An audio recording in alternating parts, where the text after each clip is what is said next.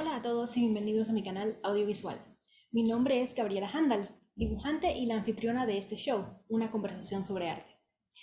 Durante cada episodio me embarco en la búsqueda del significado del arte y la belleza por medio de conversaciones con colegas de diferentes campos artísticos. El día de hoy les brindo el episodio 34 y mi invitado es el fotógrafo Alfredo Martís.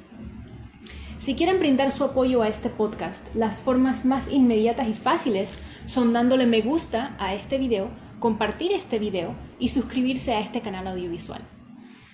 En la leyenda del video también pueden encontrar enlaces adicionales para apoyar mi trabajo. Pueden comprar mis dibujos directamente desde mi página de internet, pueden comprar mis manualidades, pueden comprar impresiones de mis dibujos o dejarme una propina. Muchísimas gracias por ver y escuchar. Disfruten del episodio. Ya. Alfredo Martís, bienvenido a mi podcast, Una conversación sobre arte. Eres el episodio 34. Cuéntale a las personas que verán y escucharán este episodio quién eres y qué haces. Hola Gabriela, ¿cómo estás? Bueno, primero darte el agradecimiento por la invitación a este podcast en donde estás conversando con diversos artistas y estás en una búsqueda sobre distintos aspectos relacionados al quehacer del arte. Mi nombre es Alfredo Martís, soy arquitecto, fue lo que estudié y también soy fotógrafo. Ok, entonces, ¿por qué eres arquitecto y fotógrafo? O sea, pues me da curiosidad entonces la relación entre, o sea, de por qué estudiaste arquitectura y tomas fotos y, bueno, no sé si sabía que eres arquitecto, que estudiaste arquitectura, no me acuerdo, creo que tal vez, pero no me acuerdo. Quizás no me conoces como arquitecto, me conoces más como fotógrafo.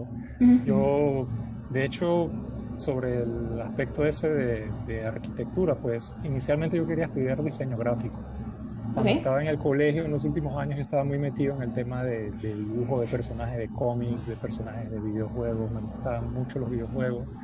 Y yo tenía esta idea de estudiar diseño gráfico para ser creador de personajes de videojuegos. Ujú, ujú. Entonces le comenté a mi familia, a mi padre, que tenía intenciones de estudiar diseño gráfico y él me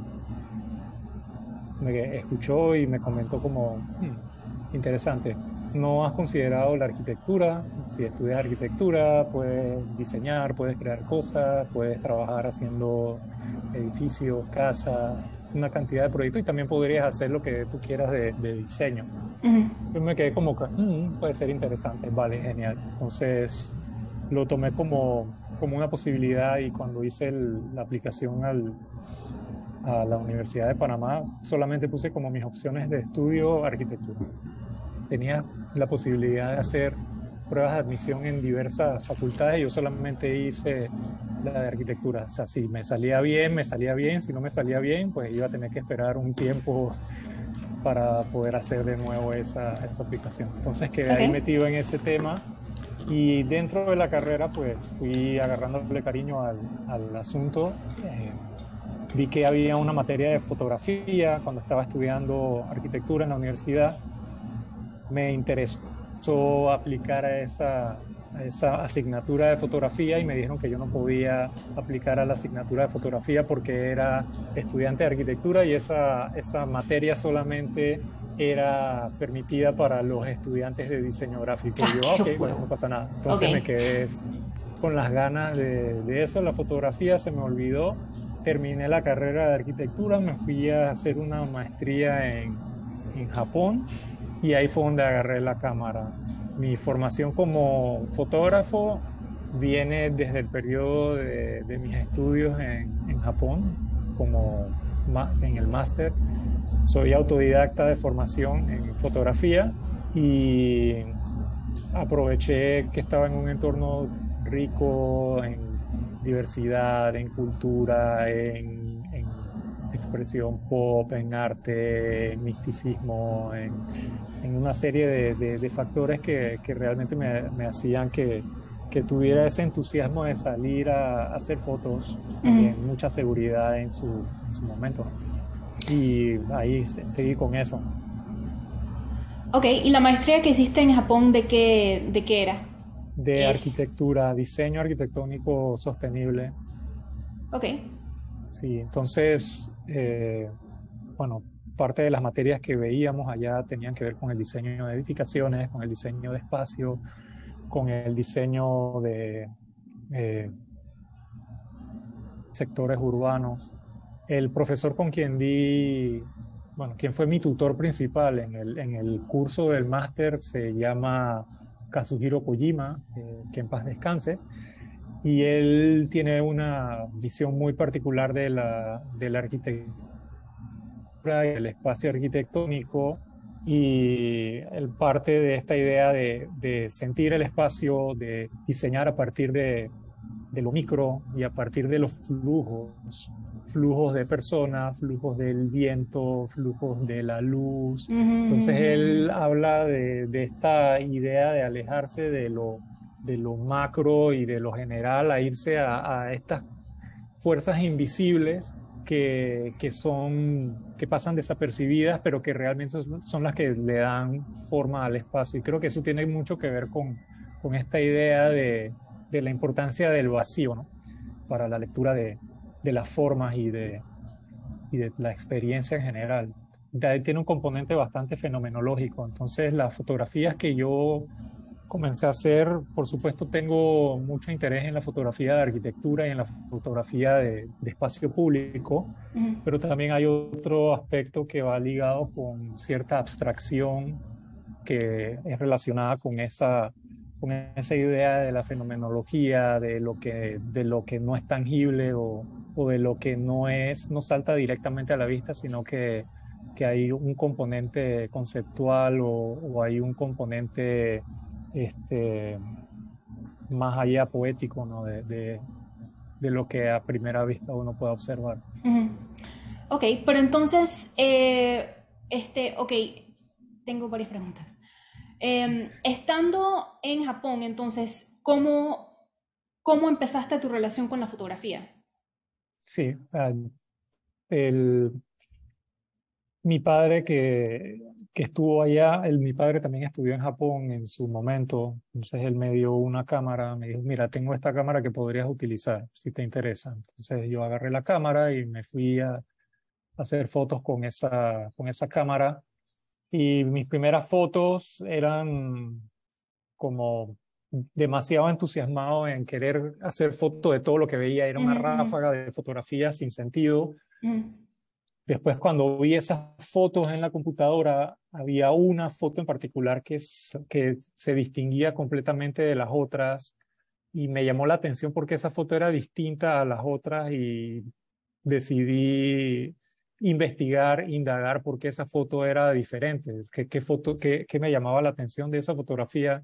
Ahí fue donde comencé a agarrar libros para estudiar, para aprender de una forma mucho más organizada lo que veía como potencial para principalmente mostrarle a mis amistades y a mi familia lo que estaba viendo allá. ujú, Entonces, la cámara de alguna forma se volvió una excusa para documentar esas escenas cotidianas de un lugar que para mí en- inicialmente era muy extraño de alguna forma. ujú, Y ya luego fue haciéndose familiar el asunto, pero con esas fotografías que yo estaba haciendo, iba ensayando, aprendiendo a utilizar la cámara, familiarizarme con ella, familiarizarme con los aspectos de la exposición, de la apertura, velocidad de obturación, todos estos temas técnicos del manejo de la cámara.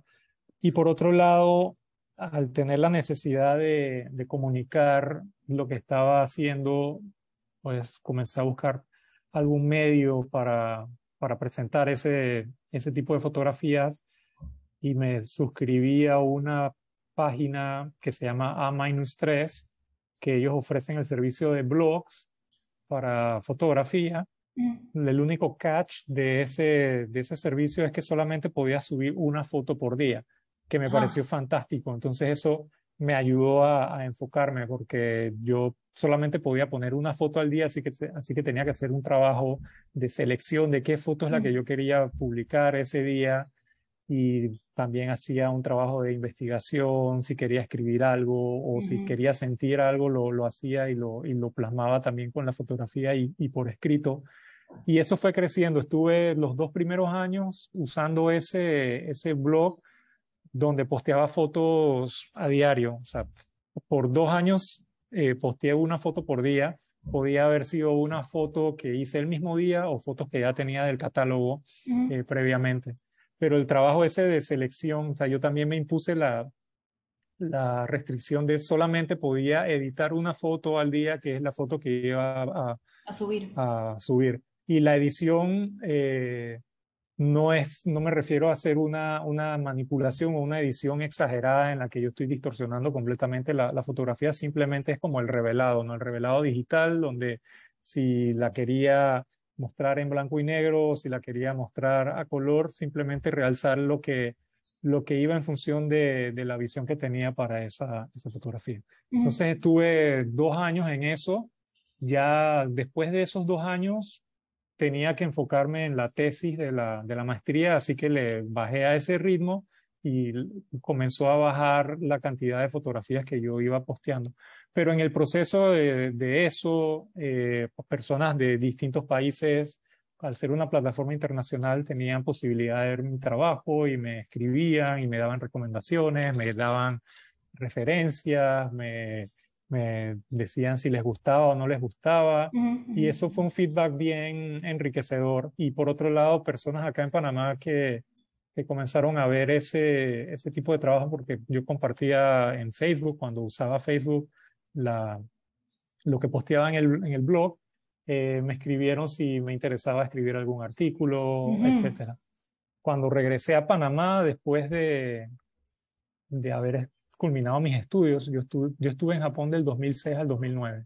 Cuando regresé a Panamá en el 2009, me fui inmediatamente a un proyecto de diseño urbano en Guatemala y después al regresar al final del 2009, cuando ya terminé lo que tenía que hacer allá, me escribió un amigo de la universidad que estaba trabajando en una revista y me pregunta si yo estaba interesado en hacer fotografía de moda y fotografía editorial.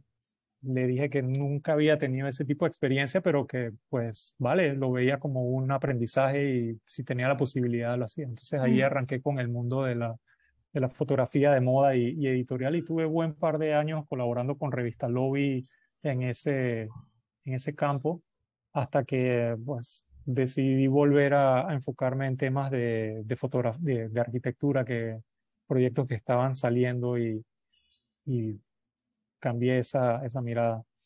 En ese periodo, cuando yo regresé acá, digamos que del 2009 al 2014, no tenía tanto trabajo personal dentro de acá de Panamá. Fue a partir del 2014 que ¿De fotografía? De fotografía. Tenía más que nada trabajo comercial, de moda, editorial, retratos de clientes, etcétera. Pero decidí enfocarme más en fotografía de arquitectura y en desarrollar mis propios proyectos con miras a una expresión artística. Pasó algo interesante en el 2014 que llevó a esa decisión también, ¿no? Sí, eso fue que ese año mi madre murió, después un mes después que murió mi madre, murió mi abuelo, el papá de mi mamá, y ese mismo año pues me separé de mi antigua pareja y nos divorciamos. Entonces fue bastante fuerte todo lo que estaba ocurriendo. Sí, varias cosas súper intensas cerca una de la otra. Sí, entonces ahí cambió completamente lo que yo estaba haciendo con mi trabajo fotográfico y me volqué a algo mucho más íntimo, reflexivo y comencé a salir a hacer fotos por la calle, a tener una documentación intensa de los procesos de transformación urbana de la ciudad. Todo esto en paralelo a lo que hacía de arquitectura. Quizás la gente me conoce más por mi trabajo de fotografía que por mi trabajo de arquitectura, porque la arquitectura requiere de tiempos mucho más extensos para que un proyecto se ejecute. Y la fotografía es algo que permite hacer como múltiples iteraciones o exploraciones sobre el tema que estés trabajando. Entonces, pues eso creo que han sido aspectos importantes. Yo considero ese año como un año fundamental en ese giro a lo que hago ahora, en lo que estoy trabajando y cómo miro, cómo siento la fotografía. O sea, me metí en talleres de arte, en talleres de fabricación digital, comencé a participar en talleres de fotografía, eh, apliqué Pero, a... pero estás diciendo de que tú estabas dando los talleres o eras un estudiante en los un talleres. estudiante, un Ya. estudiante. Ok, O sea, comencé a recibir formación en ese Ya. sentido. Vi que habían distintas convocatorias y comencé a aplicar esas Ok. convocatorias. Eh, Estuve en un taller donde el tutor era Larry Fink, un fotógrafo estadounidense muy importante desde el punto de vista de su trabajo documental. Él tiene una serie de trabajos fantásticas. Apliqué a talleres en el Centro Cultural España, donde teníamos la guía de curadores y de otros artistas. Entonces el trabajo lo fui desarrollando en ese sentido. Comencé a vincularme más con la escena artística acá en Panamá, con hacer colaboraciones con otros amigos, eh, a formar colectivo, eh, par- participar en actividades del Museo de Arte Contemporáneo, etc. Ok. Em, Quiero hacerte preguntas al respecto de esto de la arquitectura y cuando tomaste la decisión de estudiar arquitectura, porque pienso que es un... Pienso que el estereotipo del artista hambriento y todas estas, o sea, todas las cosas negativas relacionadas con el estudio artístico, o sea, creo que ese estigma está presente todavía, o sea, todavía tiene esa carga, ¿no? Sí, Actualmente. sí. Entonces siento que tú, o sea, que tú querías estudiar diseño gráfico y entonces me llama la atención porque yo siento que cuando una persona, o por lo menos alrededor de la época que yo estaba tomando la decisión de si quería ser artista o lo que sea que iba a estudiar, dije que no, que de artista, y alguien por ahí me dijo, oye, pero ¿por qué no estudias diseño gráfico? Como algo que es más, entre citas, normal, o sea, no normal, pero algo que quizás tiene una carrera artística que quizás tiene más, que tiene traslapo con la creatividad y dibujar y hacer este tipo de asuntos, pero también en la percepción colectiva, digamos, tiene más posibilidades de hacer dinero más directamente, más fácil. Y creo que el siguiente paso en ese caso quizás es la arquitectura, pero están como que esas dos, yo, o sea, tengo la impresión de que las personas que quieren ser artistas, a menudo, por la carga del estigma del artista hambriento, terminan eligiendo sea diseño gráfico o sea arquitectura, porque ambas cosas involucran algo de dibujo, algo de creatividad, pero no, o sea, pero no tienen la carga de artista esparcido y, ¿sabes? Todas estas cosas. Eh, entonces, supongo que me da curiosidad tus pensamientos al respecto de eso. Sí, pues am, no estoy seguro qué rumbo habría tenido lo que hago de haber estudiado diseño gráfico. O sea, eso es un tema que quizás en otro multiverso, otra versión mía sí lo hizo y tendría que encontrarme con esa persona Ujú. para ver si Y entrevistarlo. y entrevistarlo y a ver qué tal. Quizás en este mismo momento están entrevistándolo otra versión tuya Ajá, a exacto. él. No, eso puede pasar. Pero la decisión de tomar arquitectura, de hecho, yo no lo veía por tema de éxito económico ni nada de eso, simplemente por las posibilidades de poder tener como mayor herramientas para poder crear. Cuando, ¿sabes? Creo que el hook de lo que cuando mi padre me habló sobre el tema no fue por el aspecto económico, aunque quizás él estaba preocupado por eso, ¿no? O sea, que Ujú, veía que posiblemente como diseñador gráfico no iba a tener el mismo peso que como un arquitecto. ujú, ujú. Entonces, creo que esa posiblemente haya sido su línea inicial o no. Puede que esté equivocado, ¿no? Seguramente me responderá cuando escuche esta conversación y la tengamos de vuelta.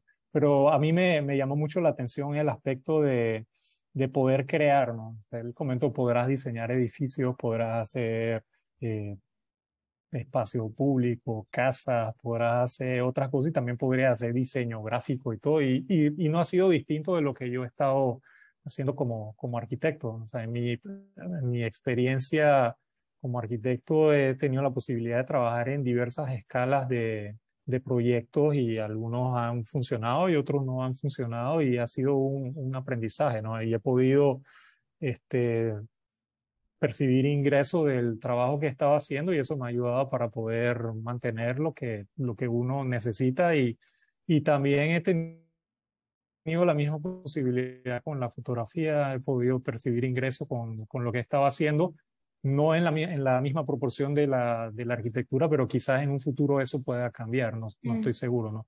Yo sí siento que hay ese estigma, pero no tendría por qué haber ese estigma. Yo veo que dentro de la labor artística hay una serie de intenciones que tienen que ver con procesos de investigación, procesos o sea, con una curiosidad equivalente a lo que uno encuentra en el mundo de la ciencia y en el mundo del diseño y en otros aspectos tiene que ser algo perfectamente válido y debería ser remunerado de una misma forma porque se llegan a conclusiones en algunos casos similares, pero con un proceso completamente distinto de expresión, ¿no?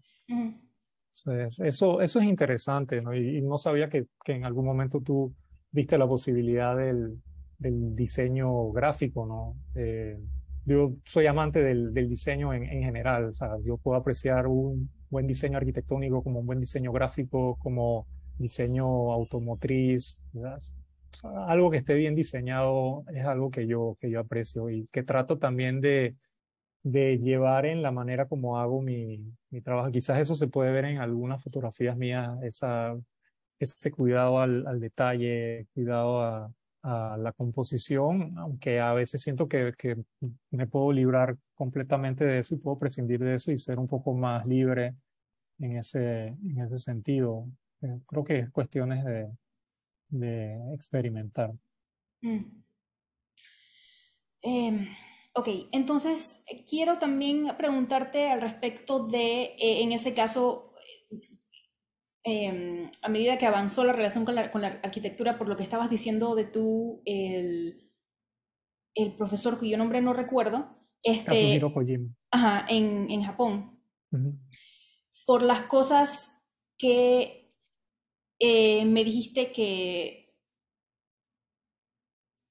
de su, o sea, de las cosas que él te enseñó, pues, porque, por Ujú. ejemplo, la descripción de las cosas, de aquellas cosas que no vemos, Ujú. me hizo pensar en, ¿sabes qué? En la erosión, no en la erosión exactamente, porque la erosión es generalmente considerado negativo, pero lo que quiero decir es la forma, por ejemplo, como el agua talla un camino en la tierra, Sí. por ejemplo, entonces como que lo que yo entendí de lo que estabas diciendo al respecto de las enseñanzas de este profesor es que como que las personas son el agua en cierta forma. Entonces Ujú. como que lo que se forma alrededor de las personas es dictado por el movimiento de las personas. O sea que los edificios, o sea, las casas, lo que sea, pues, giran alrededor del movimiento de las personas.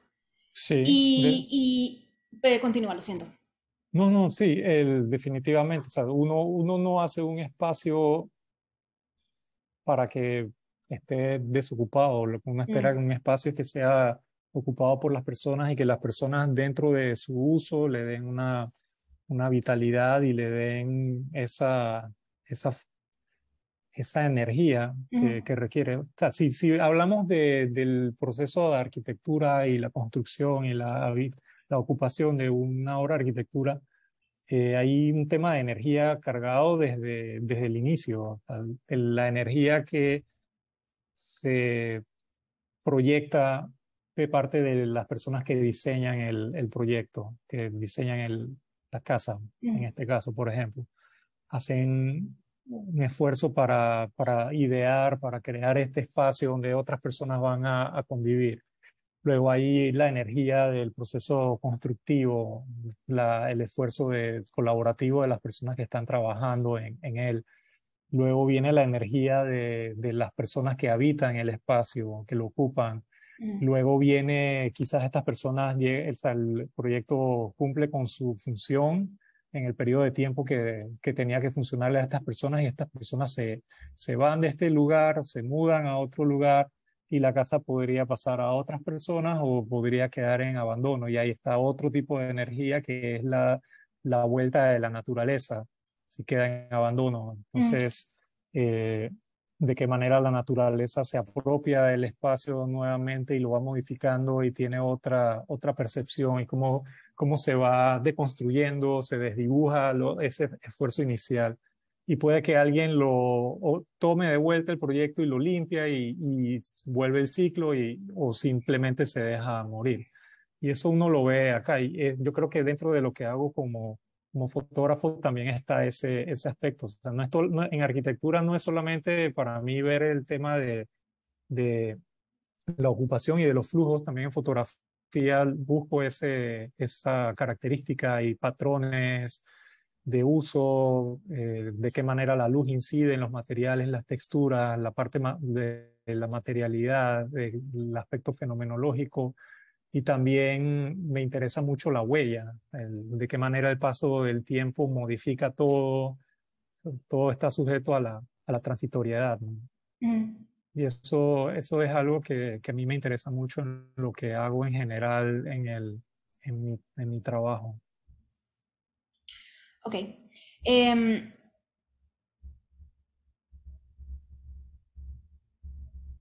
te quería preguntar más sobre esto de la fenomenología, porque he leído más o menos al respecto de la fenomenología para tratar de entender qué es este, porque, o sea, la palabra de por sí me resulta interesante, pero, y suena como que es algo complejo, y efectivamente cuando he tratado de leer al respecto, o sea, no termino de captar qué significa la fenomenología. Vale, si lo simplifico de una manera comprensible, es dotar a la arquitectura de capas que hemos dejado ignoradas, ¿no?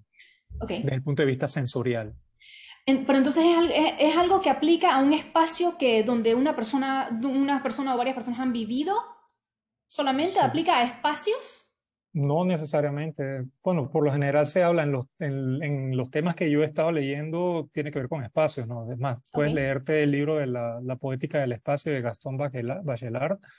Ese es un referente sobre eso, y hay un arquitecto eh, danés, finlandés, Juhani Palasma, que escribe mucho sobre ese tema. Hay otro arquitecto estadounidense, se llama Stephen Hall, que trabaja sobre ese tema. Ujú. Pero ellos lo que están viendo es de qué manera con la llegada de la arquitectura moderna se pierde ese contacto con los sentidos, ¿no? Entonces tienes mucha arquitectura pobre, mucha edificación que es simplemente construir por construir, Ujú. espacios homogéneos, espacios monótonos que no dan posibilidad a la vida, que no permiten como una buena interacción, un buen disfrute de las personas, que no dan cabida a la naturaleza, al propio transcurso del tiempo, Ujú. y te olvidas del tacto dentro de la arquitectura, y te olvidas del olfato y del Ujú. gusto y de escuchar, ¿no? Entonces, cuando en los textos que yo he leído de fenomenología hay mucho de alejarnos un poco de esa mirada, bueno, de esa concepción en donde la prioridad es la vista, y hacer algo novedoso solamente para atraer y Para halagar impresionar. exacto, y de impresionar a la vista, y darle la posibilidad a que las personas disfruten en su tiempo, a su ritmo, de las distintas características y capas que puedes lograr con la arquitectura. Ok. Eh, Ok, No sé si entonces, si eso te da un poquito más de idea. Yo te puedo compartir ahí sí, sí, textos que creo que sí. Luego, si quieres mandarme un artículo o algo por el estilo al respecto del tema, bien, será bienvenido. Pero es sí. que entonces lo que estás diciendo me hace pensar en artes visuales también, pero lo que estás diciendo de la arquitectura o sea, os- no creo que podría explicarlo así o sea, con sabiduría arquitectónica, quizás como tú, Ujú.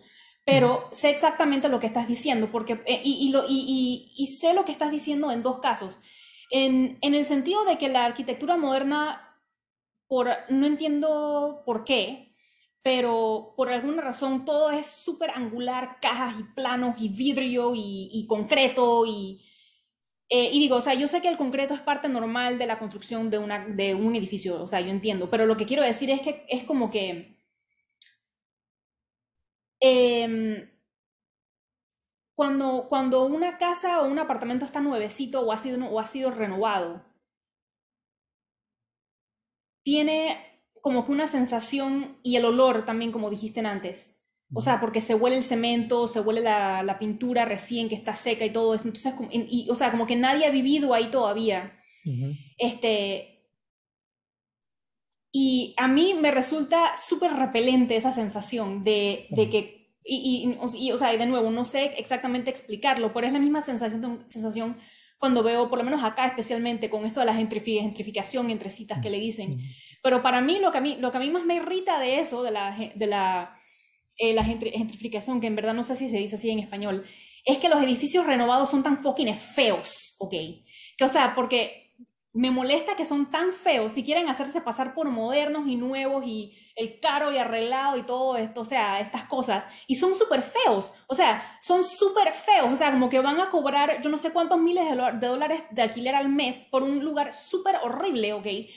O sea, entonces las ventanas son todas cuadradas y la pared toda plana, o sea, como que no sé, o sea, me estaba quejando con alguien respecto de esto en un episodio anterior. O sea, y él no es arquitecto, pero me estaba quejando de lo mismo. De que, o sea, el edificio es tan feo, ok, que quiero pasar de nuevo para no mirarlo de nuevo, o sea, como que, eres demasiado feo que tengo que ignorarte dos veces. Algo así por el estilo. Porque y entonces, desafortunadamente, no sé cómo explicarlo. Es la misma sensación de efectivamente una casa nuevecita. Como que nadie ha formado una relación con ese lugar. De que, o sea, no, sabes, la huella de una mano sucia en la pared, o sea, las plantitas así como tienes tú atrás, Ujú. y sabes, no es necesariamente de que esas cosas garantizan que un espacio se sienta de que alguien está viviendo en ese espacio, porque a menudo he visto lugares también de que tienen un cuadro, un póster o lo que sea, y de todas maneras mantienen esa sensación de que como que esa persona no vive ahí o no va a vivir ahí por mucho tiempo y como que no tiene un enlace con ese lugar, no tiene un vínculo con ese lugar de que no es su hogar.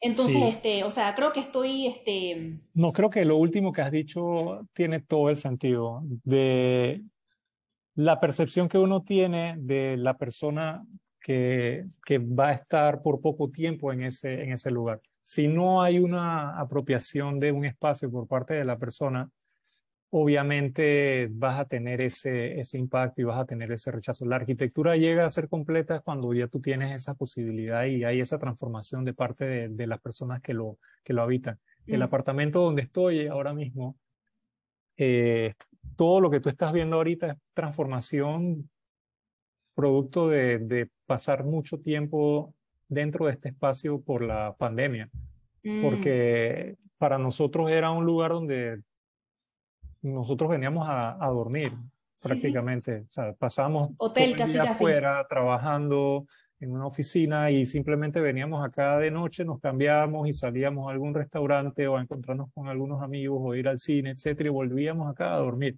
Mm, Pero estar tanto tiempo encerrado en el mismo espacio, a mí lo que me planteó fue, bueno, yo antes salía a hacer fotos en la calle, pero ahora no puedo salir a hacer fotos en la calle porque el gobierno no me deja salir a hacer fotos en la calle porque tengo que estar encerrado porque hay un virus que supuestamente me va a matar, pero tengo que estar encerrado acá, ujú, ¿ok? ujú, Entonces me quedaba acá y yo opté por hacer fotografías de la casa. Ujú. Y tú ves las fotografías, son fotografías frías de la luz, de las paredes que tú describes, y era un espacio desocupado. Esto comenzó a transformarse post pandemia, como que necesitamos que esto sea un ambiente que uno sienta que está en un hogar. Entonces llegaron las plantas, llegaron, ni siquiera tenía fotos mías colgadas, ni fotos de ningunos amigos, y las tenía, simplemente tenía que ponerlas, pero no las había Ujú, puesto. ujú, ujú. Entonces ya todo fue cambiando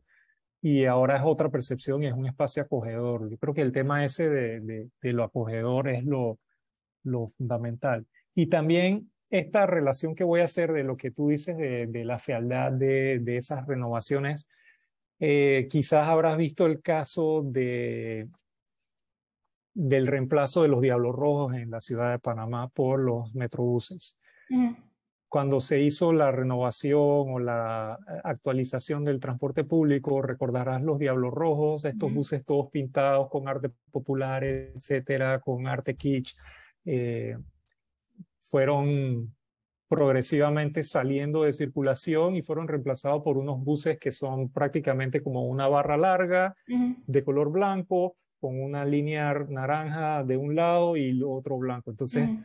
el arte popular, el colorido que uno veía dentro de la ciudad con estos buses circulando, se perdió por una línea homogénea, por una línea eh, contemporánea, moderna, por esa idea de la rapidez, la seguridad, la confiabilidad del transporte público, y el arte es reemplazado por la publicidad.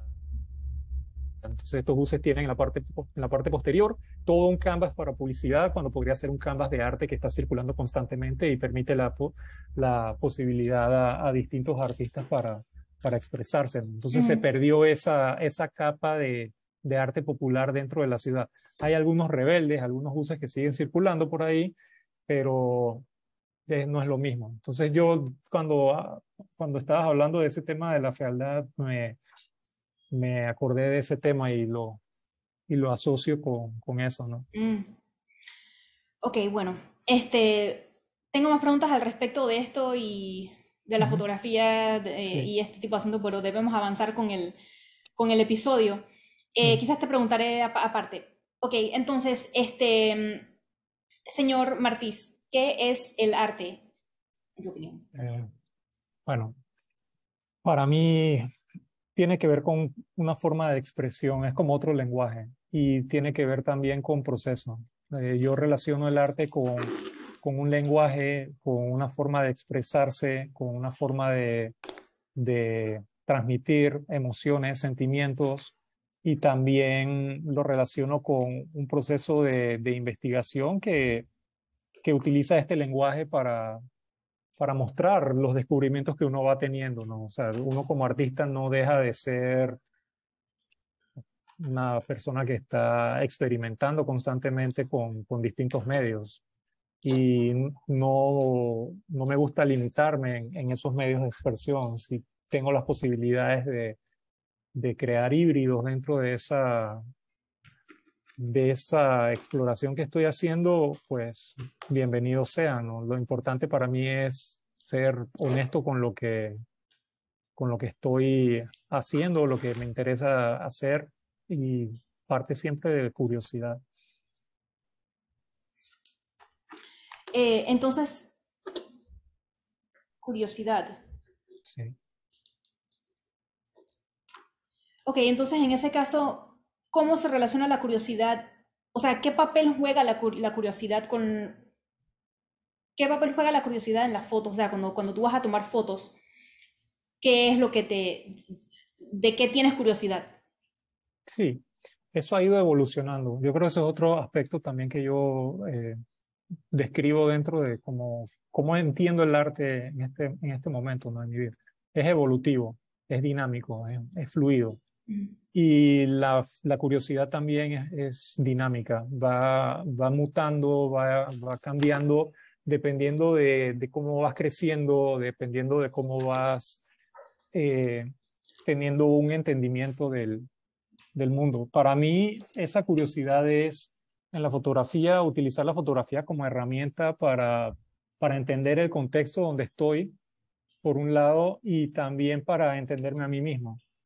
Eh, ahí, de alguna forma, cuando comienzo a ver el catálogo de fotos que he estado desarrollando durante todos estos años, esto ha ido creciendo y espero siga creciendo, eh, siempre voy encontrando relaciones, similitudes quizás en algunos temas que veía inicialmente, pero con una mirada más libre o inmadura, y luego viene un proceso de madurez, maduración, y esa curiosidad cambia, como te he dicho. En un inicio me interesaba mucho hacer fotografía de naturaleza, hacía flores, hacía fotografía de insectos, y después opté por irme a hacer las fotografías de la ciudad, fotografía de arquitectura, y sigo haciendo fotografía de calle, y por otro lado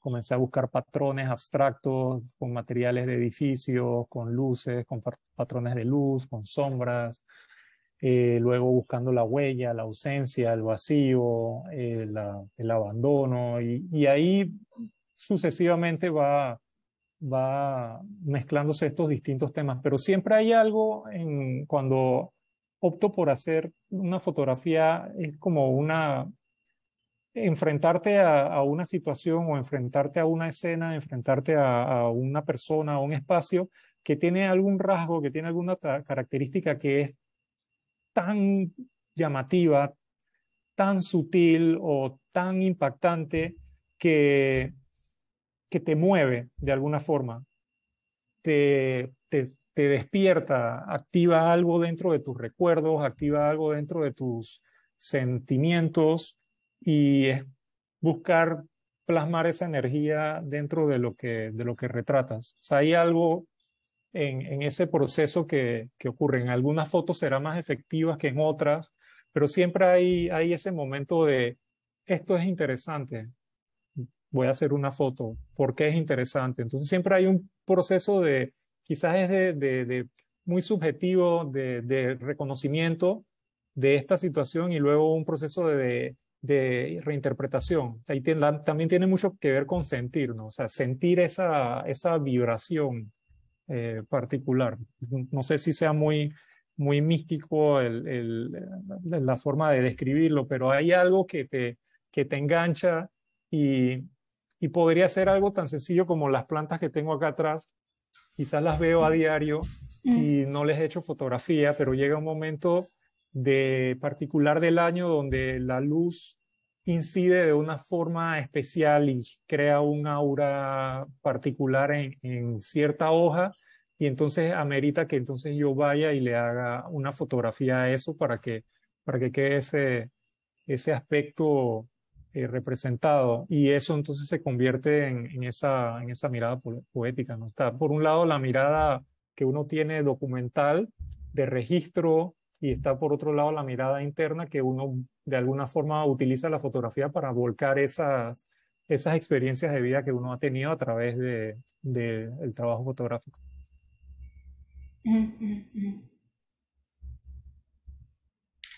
Ok, entonces, em, ¿qué, qué crees que estás, o sea, sí, qué crees que estás buscando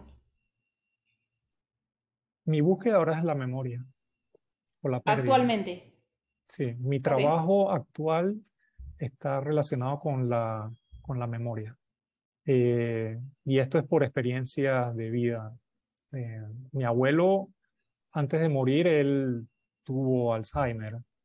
Ok. Mi abuela, por parte de madre, o sea, la esposa de mi abuelo, también tuvo un proceso de pérdida de la memoria,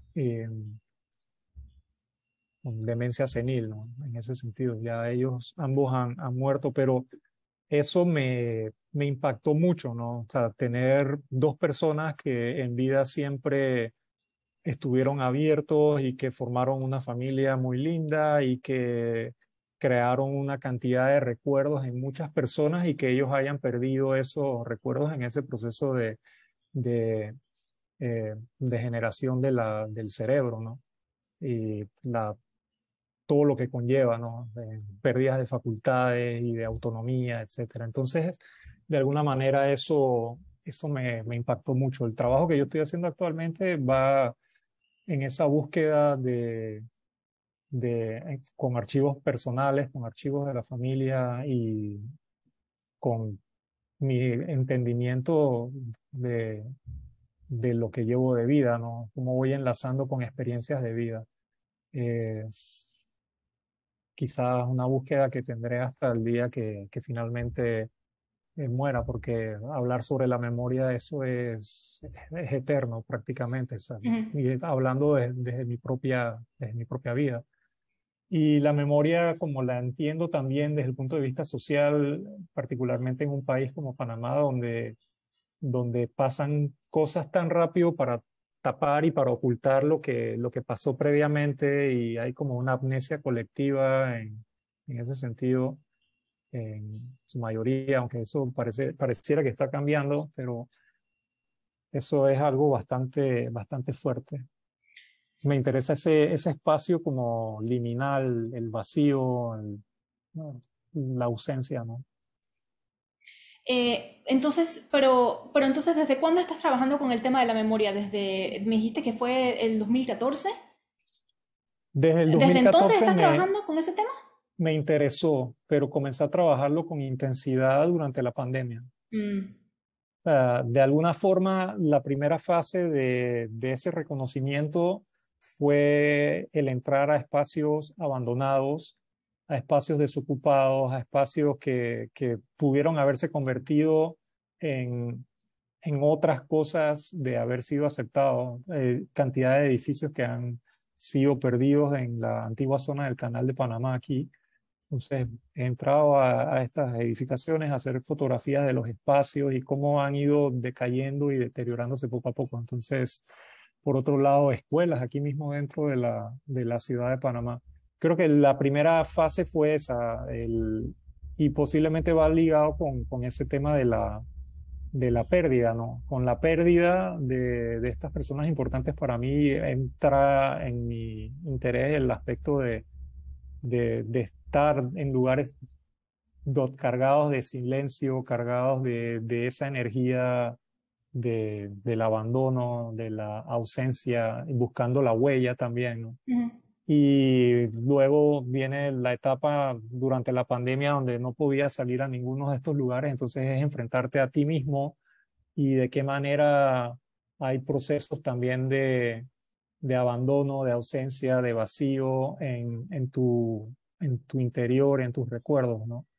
Eh, Enfrentarte a, a no acordarte de los nombres de alguien, por ejemplo, y es como tengo una imagen de esa persona, pero no me acuerdo cómo se llama. ujú, He convivido con esa persona, pero no recuerdo cómo se llama. O sea, me ha aterrorizado ujú, también en ese sentido, porque es como, mierda, ¿iré yo en esa dirección ajá, o, o no? Entonces, por otro lado, construir memoria, teniendo un hijo ahora de 1 año y 2 meses, de qué manera en el tiempo que yo esté poder estar presente en su vida para que haya una memoria mía en él, ¿no? ujú, ujú, Y que tenga una vida alegre y que tenga las posibilidades y oportunidades que necesita para un desarrollo pleno, pero estando yo presente, no siendo un padre que estoy, dizque workaholic ahí full time en otro lado y el ujú, man,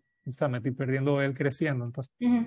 ese tema me parece interesante dentro de todo esto. Entonces todo se va mezclando, todo Ujú. lo que he estado haciendo. Ahorita mismo es como está en estado efervescente y viendo de qué manera eso va saliendo.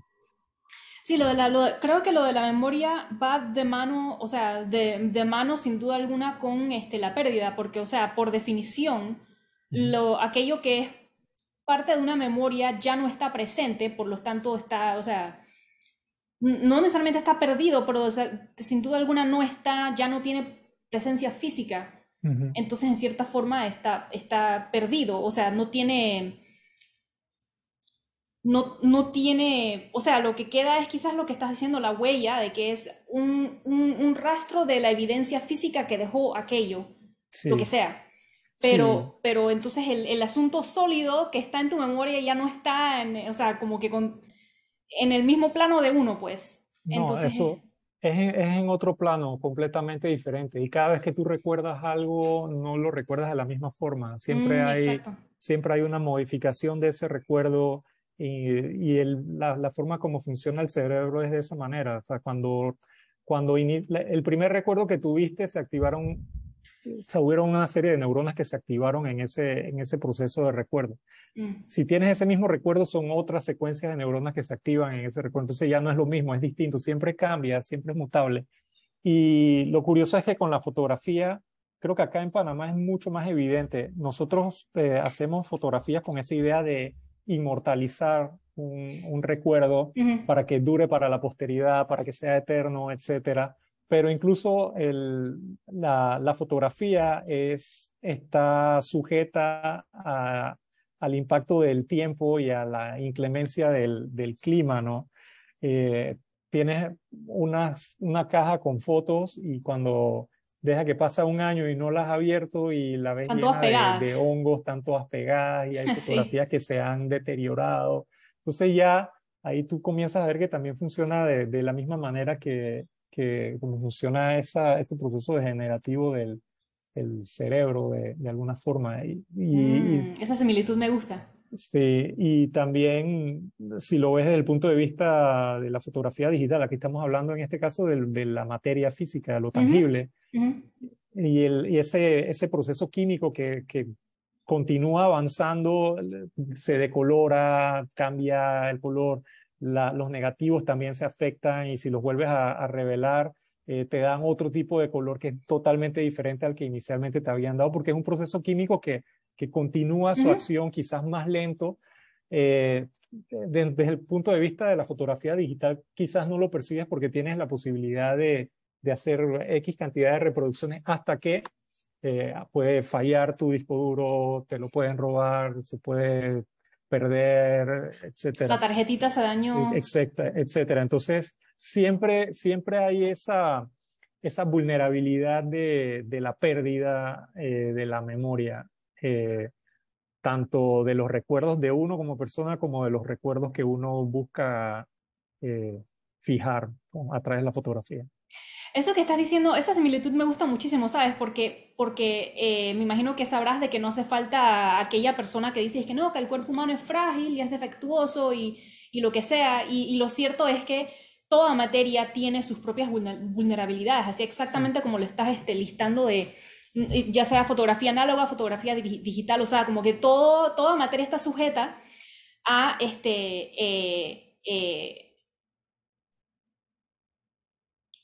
o sea, toda materia es víctima del tiempo, ¿no? Entonces, sí.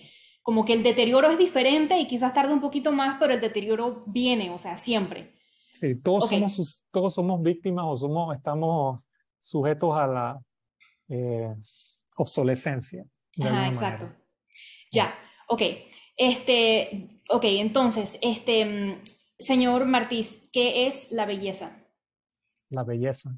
Mm, La belleza, al igual que mi definición del arte, es evolutiva, es dinámica.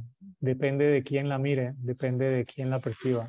La belleza para mí es completamente distinto a lo que puede ser para ti. Es bastante vago quizás esta respuesta en ese sentido, pero como podría ser para mi hermano. En el caso de mi hermano, él encuentra belleza en la naturaleza, por ejemplo, en las aves. ujú, Yo encuentro belleza en la luz, encuentro belleza en los patrones, encuentro belleza también en la misma ausencia, en el vacío. Es cambiante. No sé qué más podría decir sobre ese tema. Yo incluso he encontrado belleza en la muerte también, ¿no? El ujú. proceso de la muerte tiene algo encantador, eh, algo muy interesante, ¿no? Como el fin de una vida activa una serie de procesos químicos para su descomposición que da posibilidad al surgimiento de nueva vida, ¿no? Ujú. Eh, Eso fue poético. Yo quizás esa relación que estoy diciendo de belleza fue porque el mismo día que murió mi madre, 6 horas después nació mi sobrino. Entonces Ujú. eso fue como el día que tú ves la muerte y ves la vida al mismo tiempo, eso es algo demasiado fuerte, ¿no? Y el contemplar también la forma como los espacios, de alguna manera, los espacios arquitectónicos también te transmiten la tristeza porque han estado abandonados y ves viendo cómo van decayendo, cómo se va esa energía vital que en algún momento estuvo presente. Eso me parece bastante fuerte. Yo creo que la belleza es un aspecto que tiene mucho que ver con lo sensorial, con con estar en el momento, con estar presente. Uno puede encontrar belleza en la nieve o en el otoño o en el verano, en la primavera, dependiendo de tu estado de ánimo. Una pieza que es muy alegre puede ser un activador de un recuerdo triste, o una pieza que es muy triste puede ser un activador de un momento muy íntimo, muy profundo de realización personal. Entonces, siempre es variable dependiendo del estado de ánimo de las personas. Ujú. Eh, Ok. Em, pero,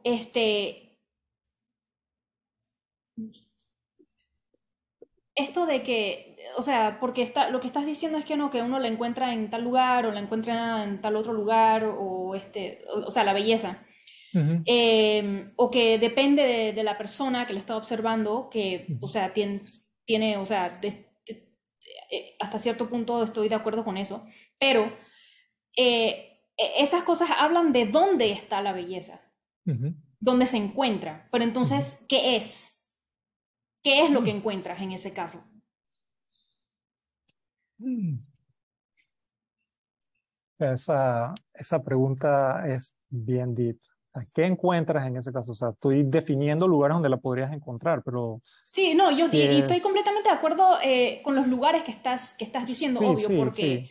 porque sin duda alguna, por ejemplo, el proceso de descomposición, sea de cualquier materia orgánica, porque absolutamente es aplicable también a un edificio, por ejemplo, Sí. uno puede pensar de que un edificio abandonado no es exactamente materia orgánica del estilo de un animal muerto, Ujú, una persona muerta, pero de todas maneras es materia, como decíamos en antes, y tiene su propio proceso o sea, se puede decir que es descomposición para nuestra definición porque no está siendo utilizado como es un edificio, pero es un procedimiento de cambio sí, que, o sea, simplemente está continuando básicamente su vida en cierta forma, ¿no? Pero, sí. ok, me estoy yéndome No, por otro lugar, o sea, como que... no, pensando acá en lo que hemos estado conversando, ¿no? Ya presentamos el concepto de fealdad dentro de los edificios que son renovación, que son totalmente homogéneos, estériles, que no tienen vida. Ujú, ujú, Por otro lado, presentamos el concepto, ese mismo concepto de fealdad o esa pérdida que hay del paso de los diablos rojos a los metrobuses. ujú, ¿Por qué un diablo rojo, con todas sus deficiencias y con todos sus aspectos, era mucho más interesante estéticamente y tenía un atractivo más potente que un metrobús? Me pone a pensar en ese sentido. ¿Por qué un edificio nuevo no tiene el mismo encanto que un edificio, que una casa antigua en el casco viejo, ujú, o de un palacio en, en Italia, o de, de un pequeño rancho en el campo, ¿no? ujú, Hay un tema ahí con el aspecto de la materialidad, hay un aspecto ahí con el tema del uso que se le ha dado, hay un tema del paso del tiempo cuando se añeja algo. ¿Por qué la música de Bach me parece fantástica y no puedo con Bad Bunny, por ejemplo. Ajá. O sea, ese tipo de cosas, ¿no? O sea, Ujú, definitivamente, o sea, uno va formando los propios gustos, ¿no? ujú, ¿Qué encuentras al final con la belleza? Yo creo que la belleza es un reflejo de ti mismo también, como persona. ujú, La belleza es un reflejo de los intereses que tú has ido acumulando con el paso del tiempo, y nuevamente el tiempo es clave en esto, ¿no? Y por eso es que la belleza va cambiando y va evolucionando.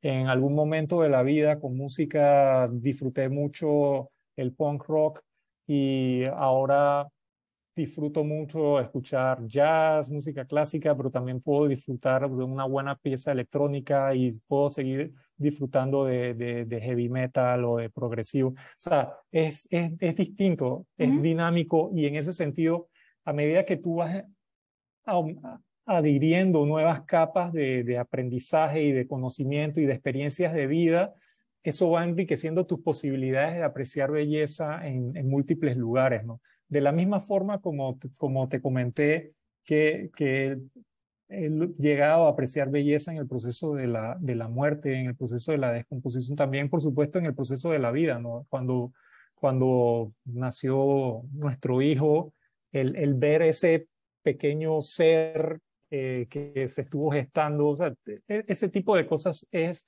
algo interesante, ¿no? Y el ver una planta que va saliendo y cómo va creciendo, y cuando la planta llega a la casa que es pequeñita y de repente es un bicho de 1 metro y tanto de ujú. alto en cuestión de meses. O sea, realizar eso es curioso. Yo creo en ese sentido que la belleza también es un proceso que se va construyendo, que se va formando, que va madurando con el tiempo, y te va dando complejidad a tu personalidad. Ujú, ujú, ujú. Ok, Quizás bueno. eso podría ser una forma como lo interprete ahora, ¿no? Me, me gusta mucho lo que dijiste hace un ratito de que la belleza es un espejo y Ujú. creo que en ese sentido, creo que en ese aspecto sí tiene mucho sentido eso de que la belleza depende de quién está observándola, porque si es, si es una persona que está observando la belleza a través de su vida, esa persona cambia obviamente a través de su vida, entonces aquello que esa persona considere hermoso va a cambiar junto con la persona. O sea, se va a Sí, reflejar ese cambio a través de su vida. Entonces, en ese sí. sentido, es un espejo, efectivamente. Ok. Bueno, hemos llegado a la hora. Eh, arquitecto Alfredo Martís. Entonces, pues,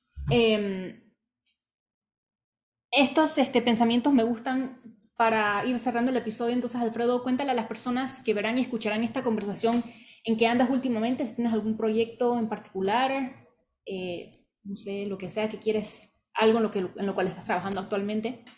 Sí, bueno, el proyecto en el que estoy trabajando ahorita mismo no lo estoy publicando en ningún Ujú, lado de momento. ujú, Yo estoy cursando el máster de Foto España ujú. como alumno becario, y este proyecto Felicidades. gracias, y este proyecto que he comentado sobre la memoria es parte de lo que estoy haciendo para el máster. Entonces, la idea y lo que tengo en mente con este proyecto es publicación de un fotolibro, pieza audiovisual y posibilidades de exposición también, ¿no? De esto. Es un proyecto autobiográfico de alguna forma. Estoy utilizando material de archivo de mi familia, estoy haciendo como una mirada hacia mí mismo en este sentido, y tratando de volcar eso con un trabajo de fotografía que tenga estas características de narrativa poética, y que haya metáfora, y esto como constelaciones de mi, de mi personalidad y de mis recuerdos.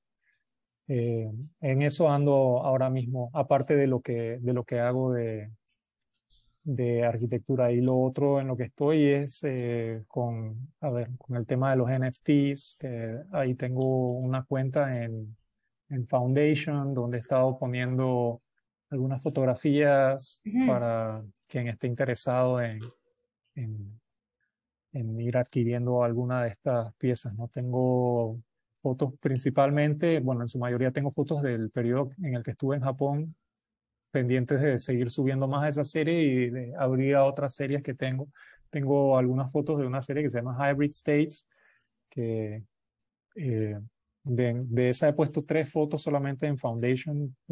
Pondré otras más a medida que se den las posibilidades, pero bueno, estoy con eso y viendo las posibilidades y el potencial que podría tener el tema de los NFTs y de los blockchains y de Ujú. las criptomonedas en general en ese sentido. O sea, tratando de aprender otras cosas diferentes a lo que normalmente me he enfocado. Absolutamente. De los blockchain y Bitcoin y los NFTs es disque muy, muy, muy de ahora. Sí, La tecnología muy sí, moderno. sí. Ok. Bueno, entonces, muchísimas gracias, Alfredo, por conversar conmigo el día de hoy. Gracias a todos por ver y escuchar este episodio. Déjennos saber a Alfredo y a mí qué les pareció el episodio en los comentarios. También los invito a suscribirse a mi canal audiovisual porque muchos episodios más ya están programados. Los invito a darles me gusta a este video y compartirlo con todas sus amistades que quieren conocer más sobre estos temas. Si quieren brindar su apoyo a Alfredo, a este podcast, a mi trabajo o a los tres, los enlaces relacionados están en la leyenda del video. Gracias de nuevo y nos vemos la próxima vez. Gracias a todos. Chao, gracias.